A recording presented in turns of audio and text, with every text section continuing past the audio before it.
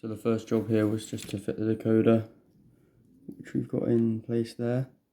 And the next thing I wanted to try was to turn the rear lights off, because it kind of it's quite unrealistic when they have wagons behind them to have these rear lights at the back on.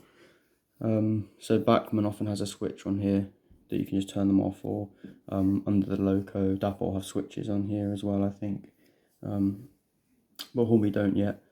So for the 60, it's quite simple. I think this should work. I'll have to run it and check because I've never done it before. But you see these wires are plugged in here.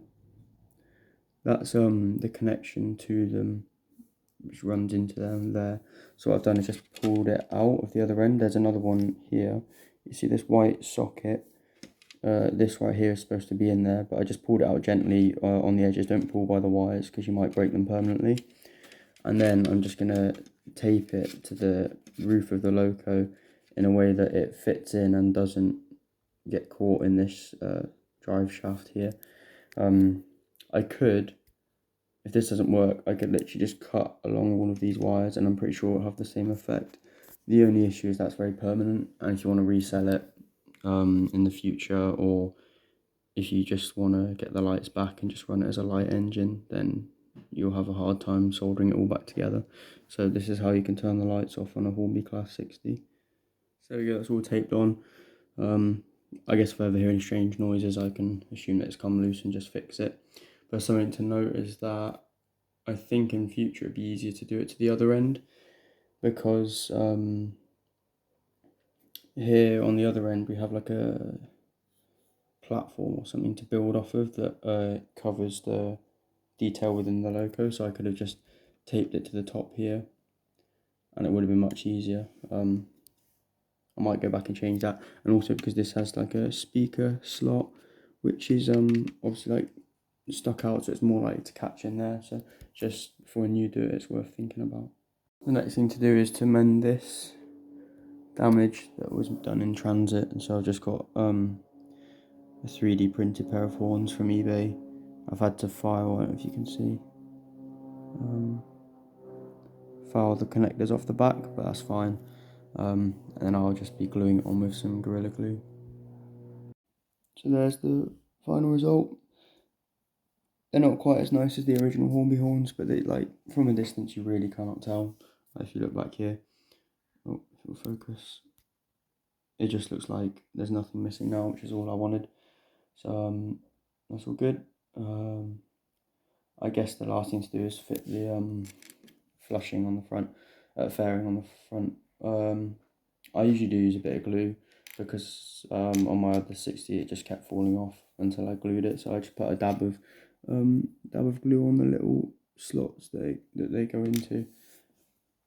Another note, I didn't switch the lighting end in the end, because I've got a little crack on the front down there, so I didn't really want that end on the front of the loco, so that's the reason I chose this end to be the rear, so that when it's pulling wagons, that corner's just concealed. Again, just damage from transit. I think the Hornby packaging for the 60s is really not good, so if you ever buy one online, be wary that it might come, there's quite a high chance it comes damaged. So this is the final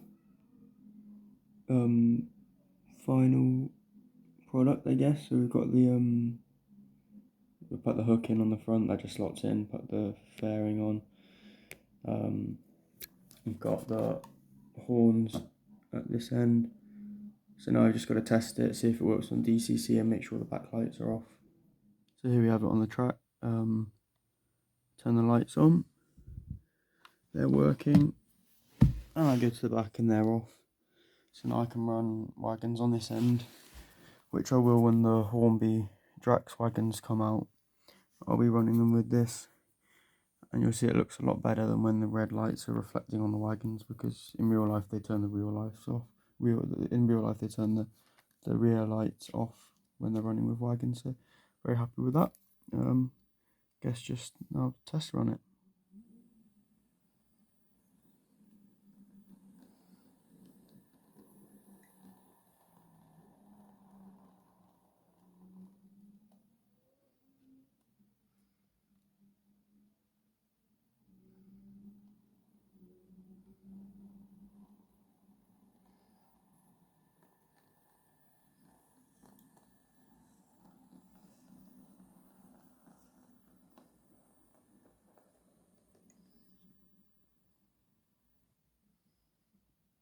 So this is a train I've shown on the channel before, but I've never been able to run it because it's DCC fitted already, and my uni layout is DC only, so we're going to test it out and hopefully it runs.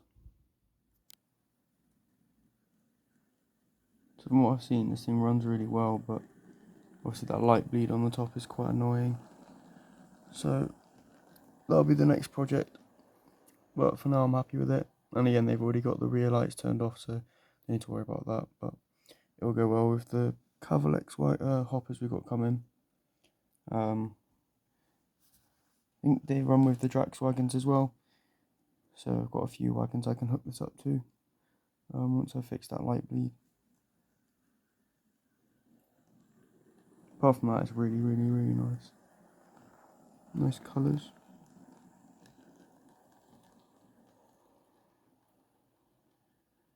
So I've noticed there's quite a lot of light bleed here, so I guess we're going to have to put some tape inside it at some point, or weather it at least, or if we can dim the lights, do that, because that's quite poor.